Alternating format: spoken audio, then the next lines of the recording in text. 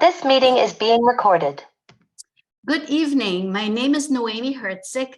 I am the Director of Jewish Cultural Arts and Education at the JCC in Ann Arbor.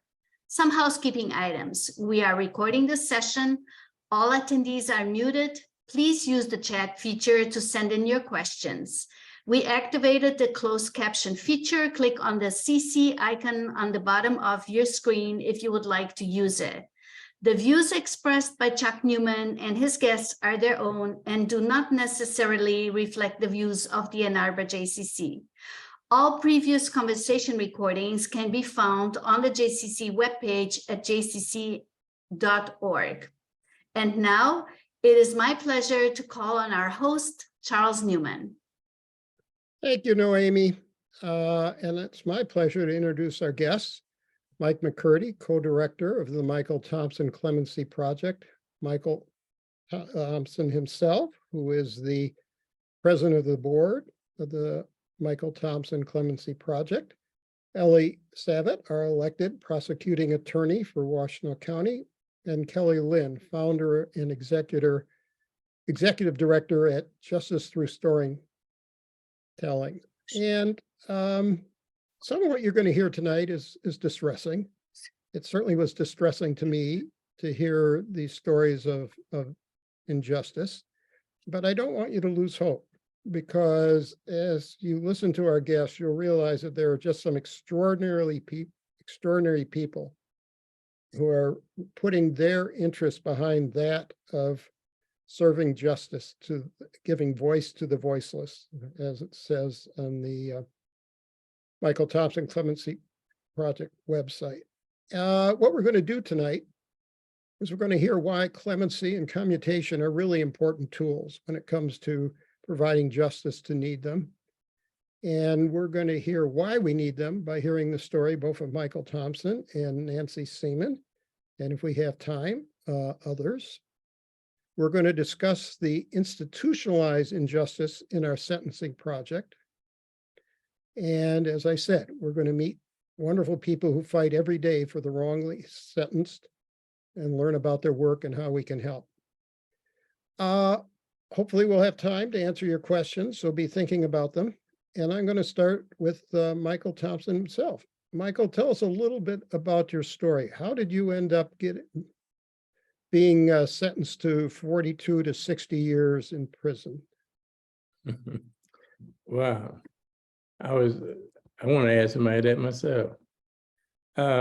Anyway, well, where they got that sentence from, I don't know. You know, it's one thing about Michigan.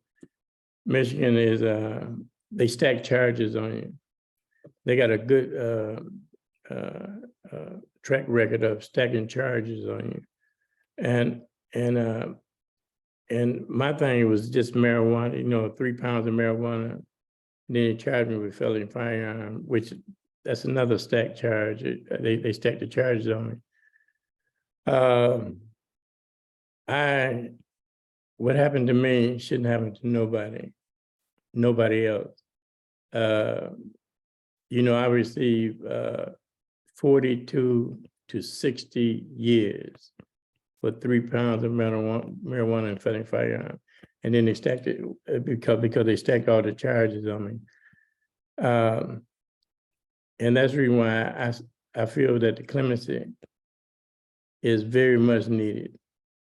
Because if it wasn't for the clemency, I didn't supposed to get out of prison to 2038. And because of the people that was involved that fought for me, that's what happened. I was blessed. But how many people, there's a Michael Thompson, get the Michael Thompson sentences is still in there. How many people that don't have the people fighting for them, like Kim Kardashian and Montel Williams, and Sean King, and Last Prison Project, and Cresco Lab, and all them people, Snoop Dogg, and all them. How many people don't have them people? And so I know the answer to your question. I didn't ad lib a whole lot to it, but I just wanted to make sure it's clear that the clemency is very much needed. And how many years, you should make it clear, how many years did you serve for selling Well, 3 pounds of marijuana? But now I served 25, but now I'm still in the Department of Corrections jurisdiction. That's 27 years now. So I've been under the jurisdiction for 27 years. The prosecutor will tell you, I see him on the screen. He'll tell you that even though you're out of prison, if you're not off parole, you're still under their jurisdiction. And so it's so really I had done 25 years inside the prison, but now under the jurisdiction, I'm still under the Department of Correction jurisdiction. So it's 27 years. Ellie, what would be a typical sentence now for selling 3 pounds of marijuana? Well, you know, marijuana is legal now. So we have individuals in our community, and you've probably seen the billboards that are selling far more than 3 pounds of marijuana every day and making a lot of money off of it, right? Totally legally.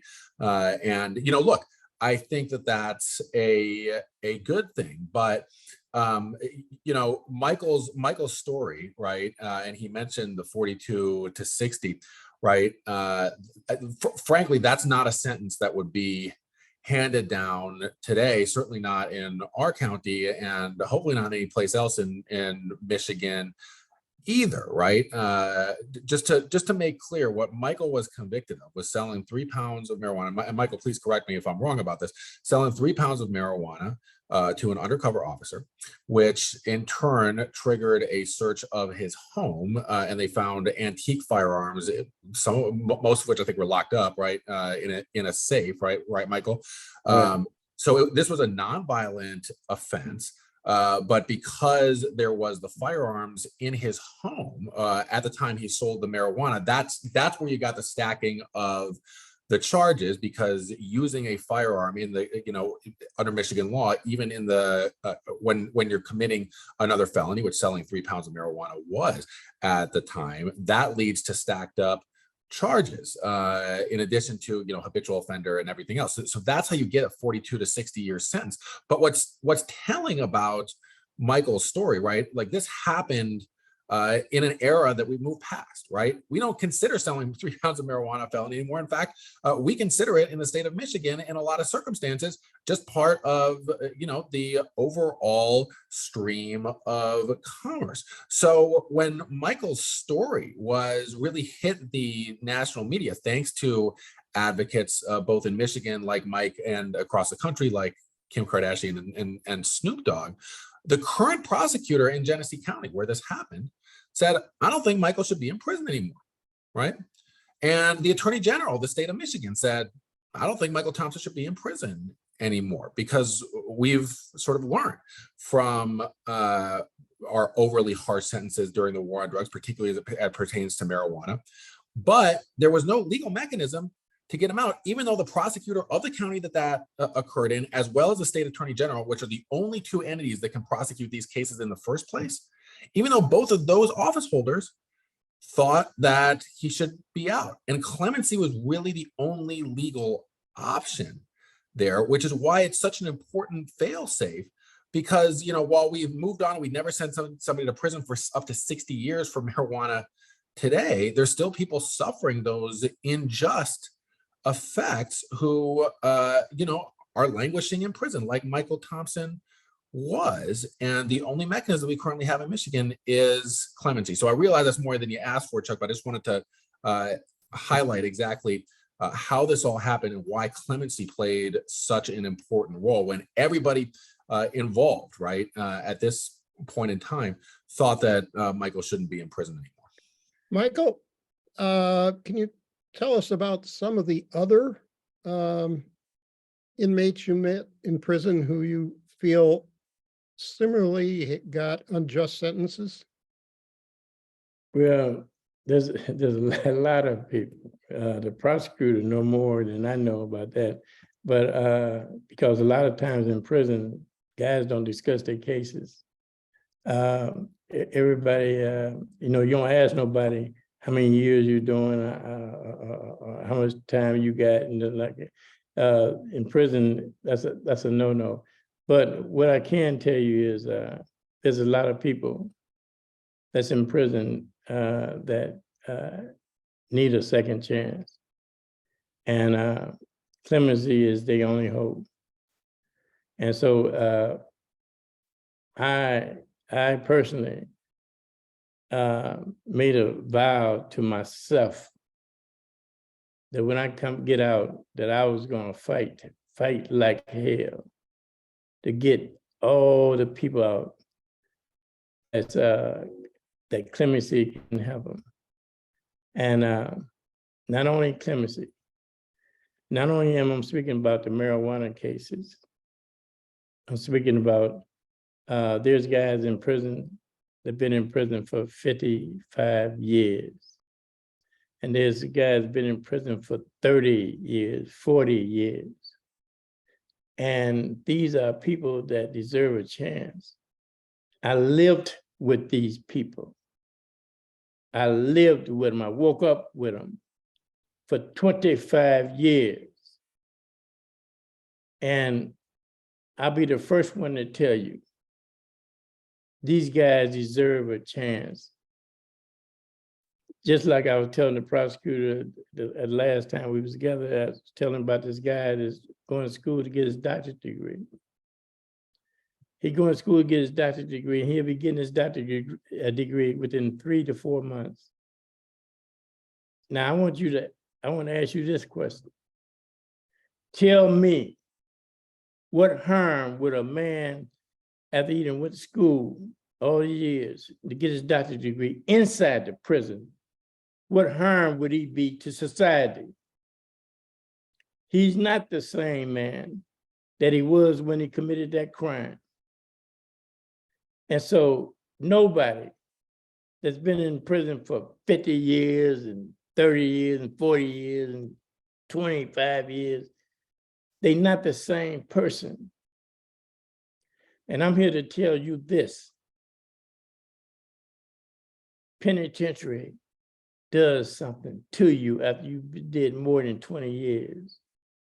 After you done did more than 20 years, something then happened to you. Something then happened to you. Because it happened to me. Something that happened. I'm not the same man anymore. Even if I wanted to be, I couldn't. I no longer, and many of the others that I'm speaking about, no longer had a criminal mentality anymore. And you got to give them a second chance. You got to give them a second chance. You got to revisit their cases and see what happened to them. What part they really played. It goes on and on. You just convict somebody and then throw the key away. You just don't do that. And we got the prosecutor here. He knows. You just don't do that. But it's so many people doing it, so many different states doing it, so many different cities doing it, throwing the key away with guys that deserve a second chance. What are some of the policies that you'd like to see changed? I know that the Michael Thompson Clemency Project advocates for some changes. What are they? Well, one of them, you need to revisit Habitual Offender Act, and the aiding and abetting. Habitual offender and aiding and abetting falls that's what the problem is. That's the reason why a lot of guys can't get out, because of aiding and abetting their stature. And revisit the felony murder. And as far as the marijuana cases, that's a joke. No one should be in prison today for marijuana. No one. That's a waste of taxpayers' money. No one should be in prison for marijuana today. Only thing my question is, who have marijuana killed? Marijuana ain't killed anyone. So why you got all these people locked up, spending all this taxpayers' money to lock these people up? I know we could go on here at great length, and we just don't have the time if we're going to hear from our other guests. But I knew someone who, and he did go to prison for this, but he didn't serve anywhere near 25 years. And he sold 50 tons of marijuana. 50 tons. And I suspect he had a better lawyer than you did. Yeah, tell me about it. Mike, tell us a little bit about the Michael Thompson Clemency Project. What's your mission and what are you trying to accomplish? Sure, thank you. And thanks for having me, Charles. So the Michael Thompson Clemency Project, really, there was a team of us here in Michigan working as the Michigan Cannabis Freedom Coalition, who were organizing to fight to get cannabis prisoners out, and we're successful, in being part of the fight to get Governor Whitmer to sign Michael Thompson's commutation. Soon after that, we, talking to Michael, Michael came out one bitter, cold winter morning. They let him out about 4 a.m, and we met him at the gates, and he came out telling everybody that you see the fight in the man. He said, I'm ready to fight. I'm not going to forget those guys that are still in there. And he came out fighting, and some of us got together with him, and we said, hey, well, we want to work with you. And the Michigan Cannabis Freedom Coalition, due to some of our members were very limited, we could only work on cannabis issues. And so we, decided we really needed a new organization to work alongside Michael to fight the broader fight, to go back in for some of those guys that, he knew on the inside, that he knew didn't belong there. So, hence, together working with Michael Thompson, we formed the Michael Thompson Clemency Project. Since that time, we've been filing commutations on behalf of many individuals, fighting for people's freedom, and working together also with allies such as the American Civil Liberties Union and University of Michigan Commutation Project and others to really push for a broad categorical clemency program here in the state of Michigan. The governor's office is actually after much work and much advocacy, they have her chief legal counsel, Christina Grossi, has indicated to us they're very interested in pursuing a categorical clemency program. So we're very excited. Categorical clemency means basically entire categories of people who, if they were to apply for clemency, the governor would look favorably upon, signing those clemencies and releasing people. So, categories we're recommending include, any cannabis cases, whether, people are still serving the time or not, just clearing records. Governor Brown of Oregon was able to do that to some 65,000 records, I believe. There's another category that Kelly Lynn's going to be talking about today, I believe, is, women who have been abused and have struck out against their abusers and are serving time, oftentimes extremely lengthy sentences, sometimes life sentences for basically defending themselves from their abusers. Another category that's very important, Michael touched on it earlier, it's felony murder. That refers to individuals who have basically, maybe they were the driver for a cannabis deal. Like that's the case of one of the cases we're currently working on. A guy drove somebody to a marijuana deal. That person went inside and the deal went bad and ended up shooting and killing somebody. Now that driver is serving life in prison. And these cases we're working on. There's a case, Aaron case. Sorry if I'm getting into too much detail, but People versus Aaron, where the laws around felony murder were changed to say you needed to prove intent. Well, before that Supreme Court decision here in Michigan, though intent did not need to be proved. And so we have about 120 men who been serving. I think that case was decided in 1982. So they've been waiting 40 years since that Supreme Court decision to have that case be applied retroactively to their cases. These are men who've been serving, anywhere from 40 to 60 years. So that's a big category on our menu. We're recommending for categorical clemency. And so that's sort of the nuts and bolts of the stuff we're working on right now. Excuse me, what- Chuck. There are two questions, the same question. Can somebody explain what clemency is? That's in the chat. As opposed to commutation. Yes. So clemency is a broad term that can include a commuted sentence. Commuted sentence just means the governor will basically sign something that says you've served enough time, or it could even be like, hey, you've been sentenced to 40 years, I'm going to commute it to 20 years. It's a broad term that, that implies part of the governor's pardon powers. Clemency basically refers to all the governor's pardon powers. A governor can pardon somebody, which according to Michigan law makes it as though the crime never occurred. So, if you're granted a pardon, you were released if you're currently in custody. If you're not in custody, it makes it as though the crime never occurred, according to Michigan law. So, clemency covers a number of legal mechanisms, but it's basically the governor's pardon power, which he has absolute executive authority to do. And she is the only one who can grant clemency. Is that correct?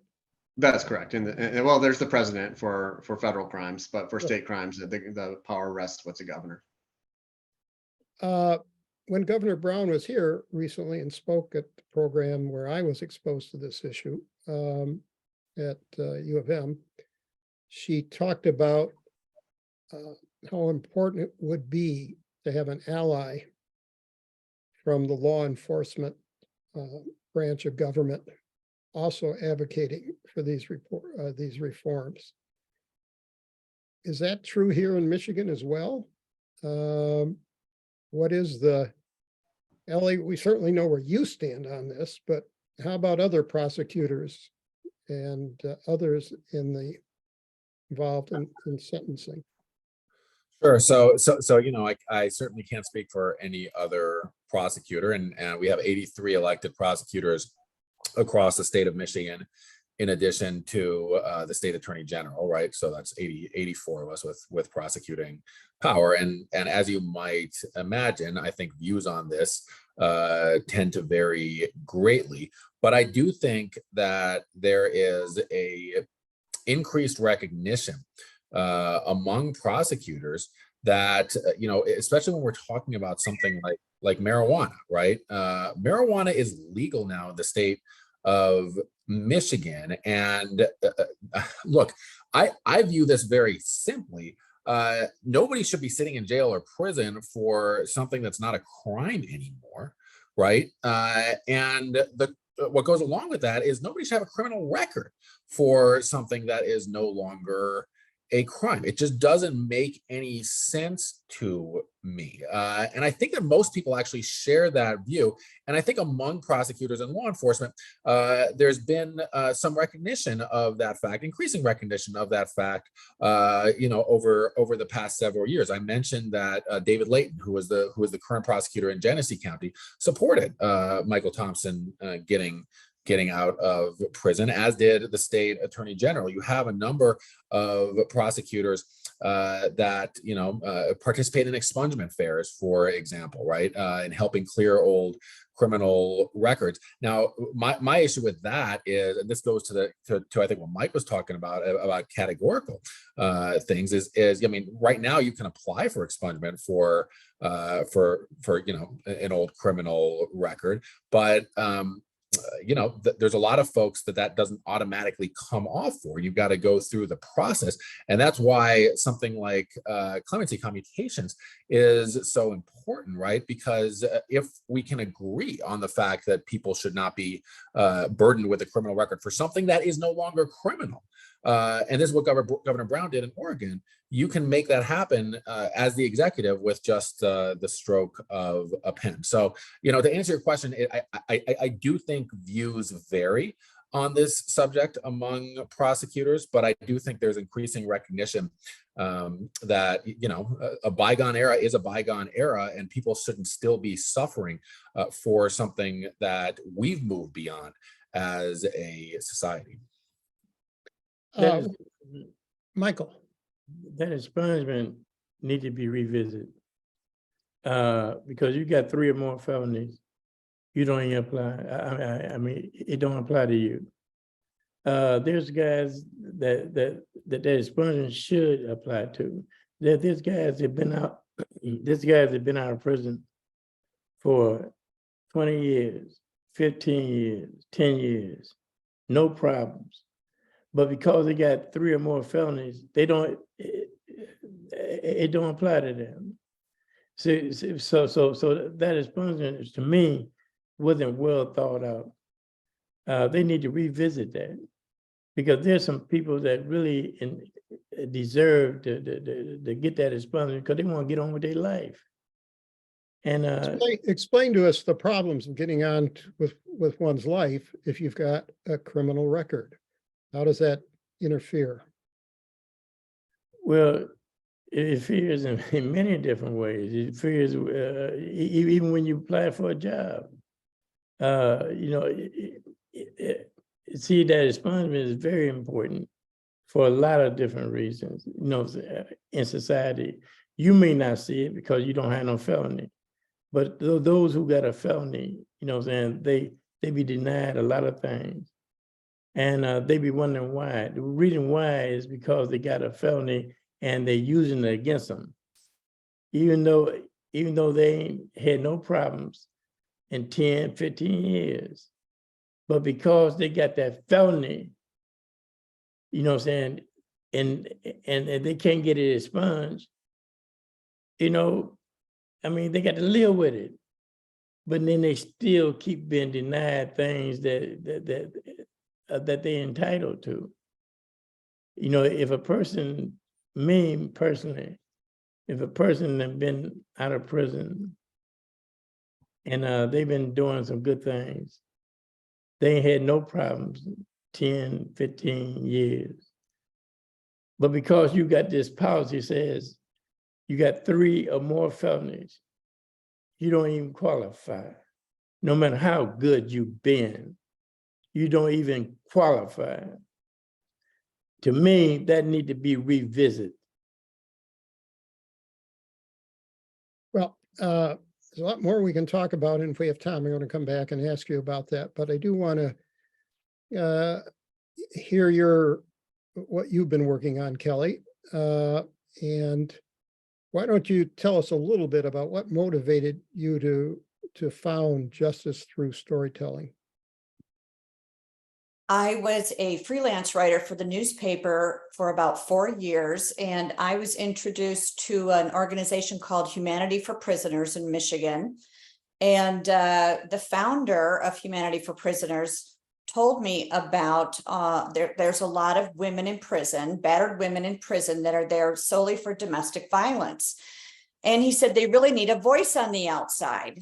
You know, they're really a forgotten group of women. And he asked if I would consider, you know, helping them in some way. And so he gave me the name of 2 women, one of them being Nancy Seaman. And so I said, you know what, instantly, I just knew that this is something that I wanted to do.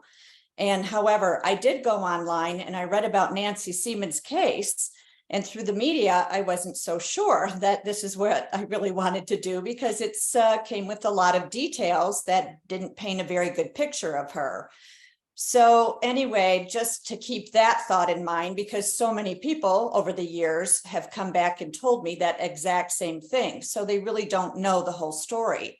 So one of the first things I did is I met Nancy Seaman's judge, Oakland County Circuit Judge, Jack McDonald. And Jack is a fascinating man, very conservative man, and yet he presided over the trial 2004, and he came back and he overturned the first degree murder to second degree, which is something that is hardly ever happens, that hardly a judge would ever do. He said he risked his career making that decision. And what happened to Jack that made him do that was he received a letter after the trial from Dr. Lenore Walker, who's a well-known nationwide expert, who said, if I would have been permitted to say all of these different things and educate the jurors, there's no doubt, after Judge McDonald read the letter, he said, there's no doubt in my mind, these jurors would have never come back with first degree. And Kelly, before we go any longer down this path, why don't we hear from Nancy in her own words and let her explain the case, Okay. if you will. Noemi, can you share that recording with us? And my understanding, this was taken from the Huron Valley Correctional Facility. yes, I did a phone call with Nancy in 2018. Just 1 second. Oop, to see some. I'm going to emphasize this almost all of it, every show. We're a no budget Good evening, and operation. thank you for attending tonight's event. My name is Nancy Seaman, and I'm a prisoner of Women's Huron Valley Correctional Facility, where I've been incarcerated for the past 14 years for the homicide of my abusive husband, John Seaman. I was once the face of every woman, a wife, mother, sister, daughter, friend, co-worker, neighbor, and elementary school teacher. I was a touchdown dead mother to your son, and I likely sat next to you in the bleachers cheering in our children's sporting event. Now I'm a convicted murderer. Unlike Francine Hughes of the burning bed, who did not go to prison, I'm serving a sentence of life with no chance for freedom. I choke back tears just saying those words. I'm not a criminal, but a survivor of domestic abuse. I did not premeditate to kill my husband. I only premeditated to safely leave God without expectation. With the financial support of my father and moral support of both my sons, we quickly purchased a condo and began moving my possessions from our home. Somehow, God discovered my plan. But he waited until the morning of May 10, 2004 to confront me about what he had discovered. A verbal altercation about my plans to leave turned violent, and I was taken to the garage and knocked to the floor. As I laid on the garage floor about to, feeling his vitriol of verbal abuse, while he periodically approached to batter me. At barely 5'2" and 110 pounds, there was no match for about 189 pounds of weight. Had no hope that I could escape God's grip.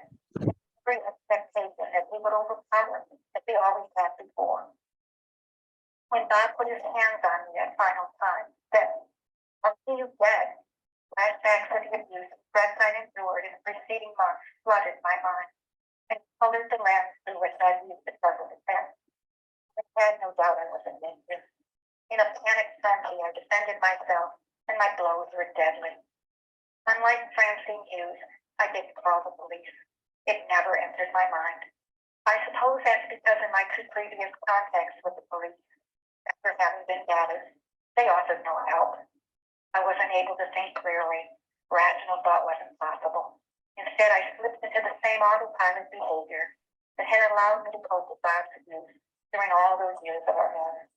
I simply denied the reality of what had happened, covered up any evidence of it, and went about life as if nothing ever happened. When my son was notified by the police that a tragedy had occurred in our family, he recalls that his first thought was that his father had killed his mother and then killed himself. That remark tells the whole story. Those who knew Bob and I well feared not for his life, but for mine. Filed evidence supported my claim of self-defense. The autopsy showed alcohol and amphetamine in Bob's system, which likely fueled his rage. And the pathology report confirmed it was a face-to-face confrontation, not the ambush the prosecutor claimed. The numerous bruises on my arms and legs at the time of arrest were classified as defensive injuries by the state nurse examiner, who testified that defensive injuries are injuries a person receives when they try to protect themselves from being injured further. Still, I was convicted of first-degree murder. Now only the governor could release me from prison. 5 months after I was sentenced, Judge McDonald, who presided over my trial, believed I did not premeditate to kill my husband, and he overturned the jury verdict. 5 years later, federal judge Bernard Friedman did the same. After hearing all the evidence, Dr. Lenore Walker, the foremost authority on battered women's syndrome and expert witness at my trial, was not allowed to present to the jury because of an archaic law called people v. Crystal. Dr. Walker has stated, testified in over 500 trials in 35 states, and never was my testimony so limited as it was in the state of Michigan. Both Judge McDonald and Judge Friedman support my release from prison. Please support the release of women who have been unjustly incarcerated for defending their lives from attacks from their abusers, and support legislative change to the law of people v. Crystal. Thank you for your attendance tonight and your support.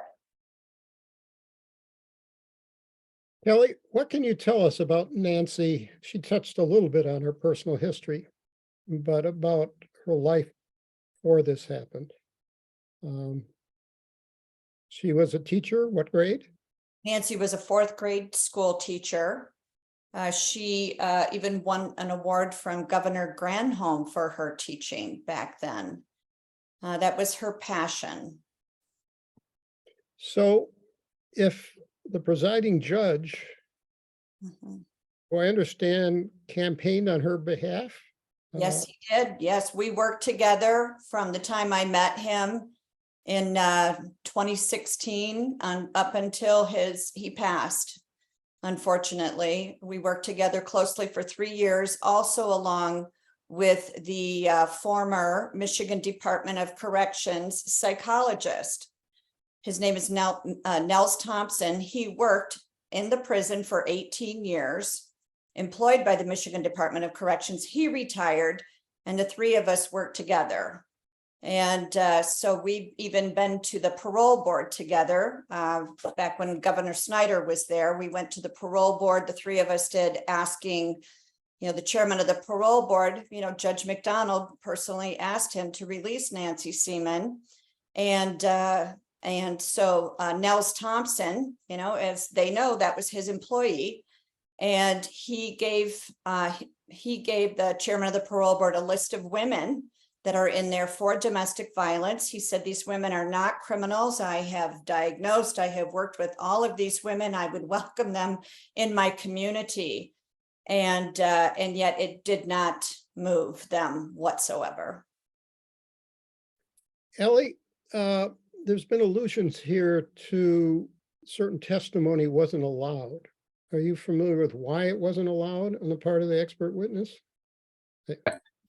Yes, me. Yeah. Okay. This wasn't a Washtenaw County case, so I don't really know the details of the I'm rules. not asking about the case. So maybe Kelly, you can tell us about why the expert witness was not allowed to provide an opinion.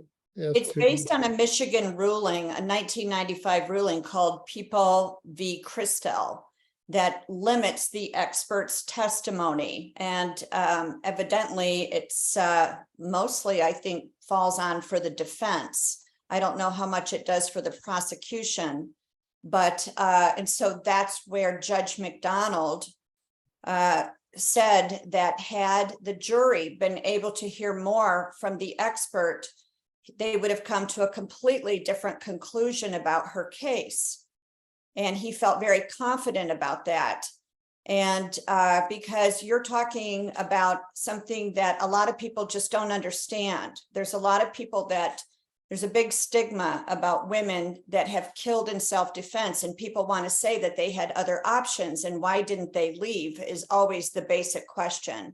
And there's so many reasons behind that an expert could explain. And so they're really not getting a fair trial in Michigan. And this happens in many other states as well. Other states have addressed this issue, though, and changed laws. And women have had their cases revisited in court, And in order, and so that they can prove that there was domestic violence in there, that a judge can then reduce their sentence. And that's one of the things we're hoping that can happen to Nancy. Either she can get back into Oakland County Court and they can reduce her sentence to time served, because she is serving life. And Judge McDonald said that just haunted him. Literally, he used those words, haunted him, that she would serve the rest of her life in prison. And a quick note, I did reach out to all of the jurors in her trial. In October 2021, I wrote all of them, and I sent them a packet from a domestic violence expert that I've worked with out of Michigan State University. And I sent them information from Dr. Lenore Walker. And I heard back from one juror, and he said, I studied this with a fine-tooth comb. And he was a guy that was adamant that she goes to prison, and now he is advocating for her release. He said, why did we as the jurors not get presented with any of this information? I didn't know this about her, that about her. And he went on and on and on. And so now he is signing an affidavit to advocate for her to get out. And he's willing to be filmed on this. And so that tells you a lot right there. There's somebody that just did a total 180 on her case. You say that the law needs to be changed in many respects. Is there any movement on the law being changed? I don't think that there's even an interest there, for one.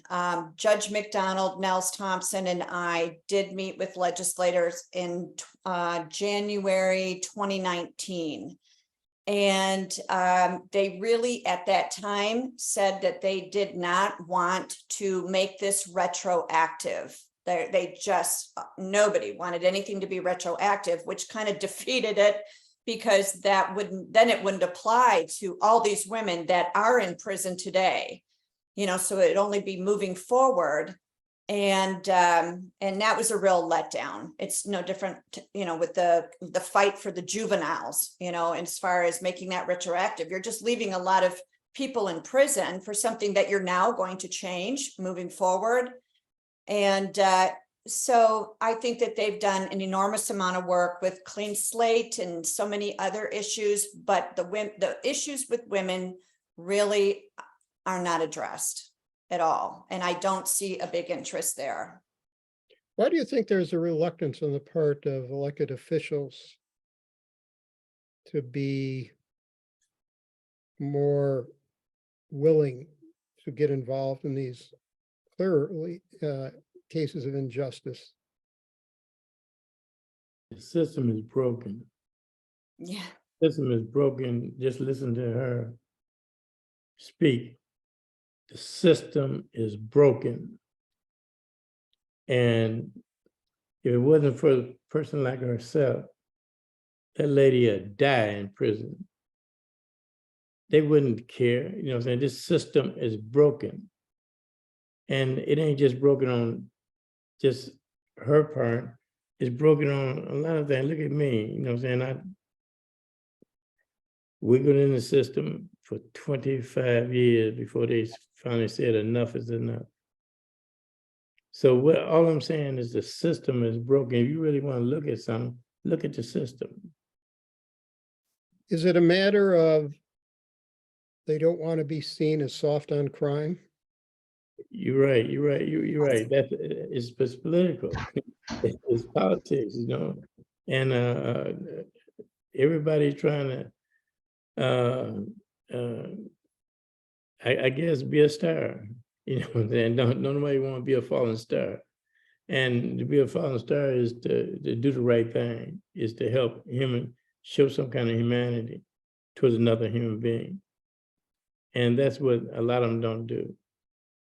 Ellie, you, since you've been elected, you've taken a different approach, restorative justice. And thank you so much for that. I've heard people say that you're soft on crime because you do this. Have you heard that? Sure. And look, I reject the dichotomy between soft on crime and tough on crime. I think that what we should want is to be smart on crime and to have a system that, yes, promotes accountability, but also promotes rehabilitation and ultimately, leaving our community better off than we found it. And there are so many cases of manifest injustice, that we've heard about today. And, quite candidly, if what you're thinking about is, oh, I don't want to be called soft on crime by commuting this sentence or, seeking to concede some sort of relief where justice warrants it, or supporting this legislation, you need to grow a backbone and you need to have more courage, I think. And I feel very strongly about this because when we're talking about the criminal legal system, we are talking about the most awesome exercise of power that the government has. The power to take somebody, put them on trial, and take away their freedom, right? Put them in a cage for up to the rest of their lives. And look, I am a prosecutor, right? We do that. We send people to prison, like when it's necessary. Don't make any mistake about it. But we should be doing that where it's necessary, right? And we shouldn't just be, seeking to look tough for the sake of looking tough. What good would it have done? I mean, you see Michael Thompson on the screen next to me, right? What good would it have done for him to serve another, what would it have been, up to 35 years? Up to, he already served 25 for a marijuana conviction, up to 35 years. What good is that doing our community? What good is it doing taxpayers? What good is it doing, family members of folks that are locked up for that long when they don't pose a danger? Why are we doing it? And, to the point on being smart on crime too, we talk about these old criminal records. This is why I'm just a huge fan of expungement and giving people second chances, right? What we should want folks to do when they serve their time, once they have been held accountable, is to come back into our community and be productive members of our society. And when we just stigmatize people, label them felons, right? Don't allow them to move on from that. That impacts their ability to get a job, to get housing, to continue their education. And those are the things that prevent recidivism. So, you can be tough for the sake of being tough, but oftentimes that actually causes more crime. And that's why I think a nuanced, compassionate, humane approach that promotes rehabilitation is by far the smarter tool that ultimately keeps our community safer. It's beautiful, man. I like that. Vote for him. Should I vote for him, Michael? That's right. That's right. Vote for him. Okay, I will. And what can we do? What can the people who are watching tonight and the people that who might see the recording, what can we do to help? Because as we've seen, you've done your utmost. And I didn't really probe on that, but I know how hard you all work, not only for the folks we've heard about tonight, but for many, many others who are similarly languishing in prison. So, Michael, what can we do to support Mike, what can we do to support the Michael Thompson Clemency Project? Well, one thing I want to say, just like the Michael Thompson Clemency, the slogan says, all you got to do is care. Mhm. That's all you got to do is care. They did studies. They did studies on all this, habitual offender, felony murder, all that. Mentally challenged people in prison, everything. They did the studies. They paid millions of dollars for these studies. And my question is, when you do a study, When is the solution gonna get started? When's you gonna put an end to what you see is wrong? What you see is wrong, and you know it's wrong. You studied it, you paid millions of dollars for all these brilliant minds from all over the world. Now, what is the solution? You don't hear about no solution. What you do, you hear about the money being paid. Everybody's talking real good, but no action. No action. These people need help. There's people need help out here. This ain't no game. You know, if you a man, just like the prosecutor here, he's a man of humanity. He's a man. He can truly say he's a man before he's a prosecutor. And he's a man that shows humanity towards another human being.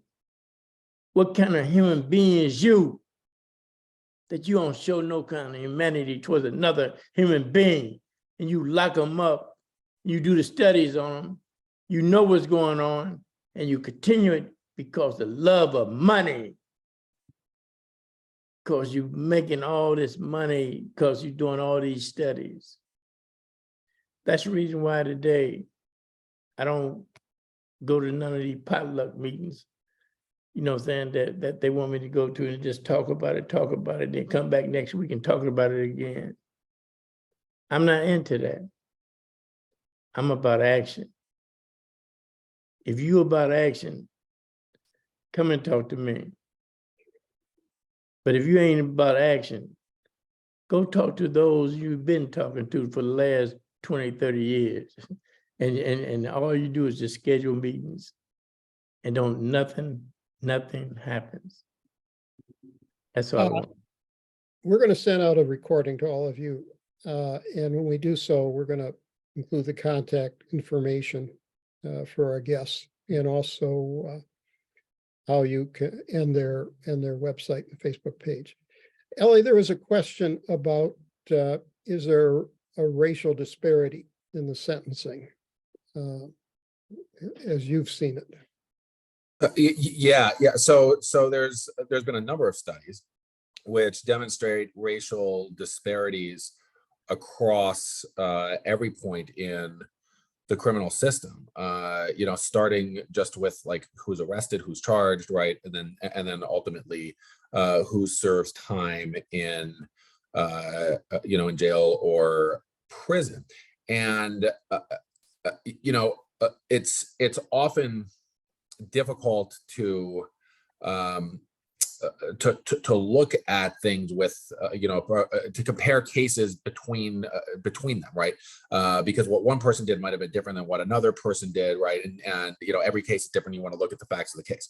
But here's something that I think is particularly pertinent to today's conversation that just demonstrates the degree to which there are racial disparities, and the degree to which there is racially disparate treatment in the system, which is that right before cannabis was legalized in the state of Michigan, Black people were, I think it was 4.7 times more likely to catch a marijuana-related case, to be charged with marijuana possession, than were white people. And what we know about marijuana consumption, this is why it's, you know, it demonstrates the racial disparities here, is that cannabis consumption, even before it was legalized, is equal across all racial demographics. White people use cannabis, Black people use cannabis, everybody, I mean, not everybody uses cannabis, but the rates are roughly equal.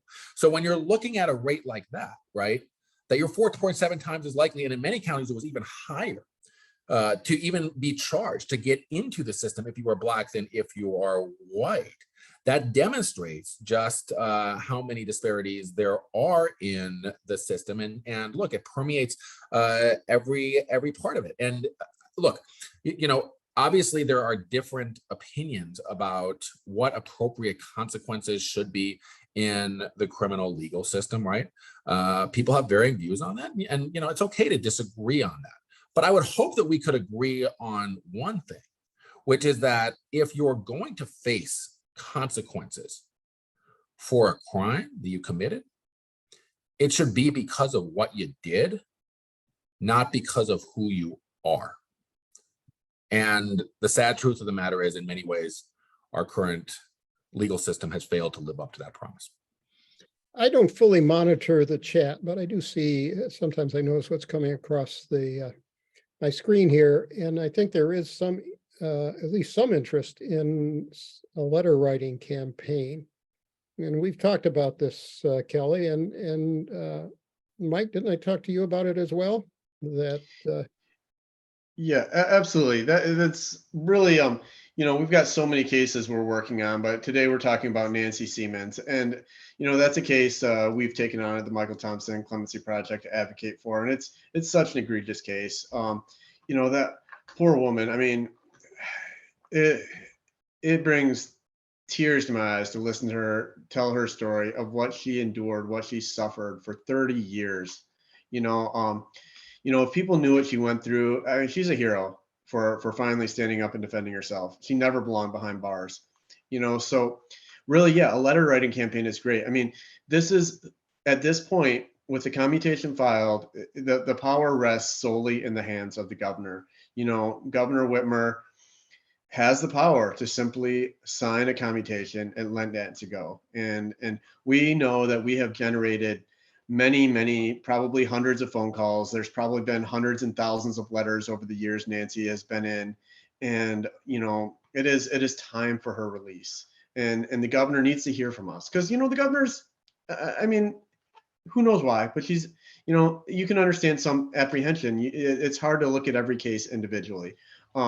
So, writing letters to the governor, not only for Nancy, but encouraging the governor to pursue, as she has expressed interest in, a categorical clemency program that will look at all cases like Nancy's, look at all cannabis cases, look at all cases of systemic injustice. Because the truth is that we'd like to think that Michael Thompson's case and Nancy Seaman's cases are these, just incredibly rare examples of injustice. But the truth is it's far more common than people want to believe. There are so many people, so many good people just rotting behind bars. And not only are they being locked away, but they're being abused. There's atrocious conditions, there's atrocious food, there's atrocious healthcare.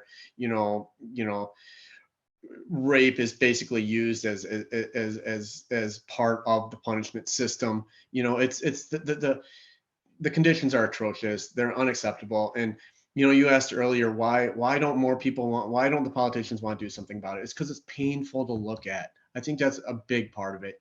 It's painful to look at. Nobody wants to look at it. We want to just push these cases away, say that's not our problem. We don't have to look at it, because if we don't look too closely, we can pretend we don't know what's going on.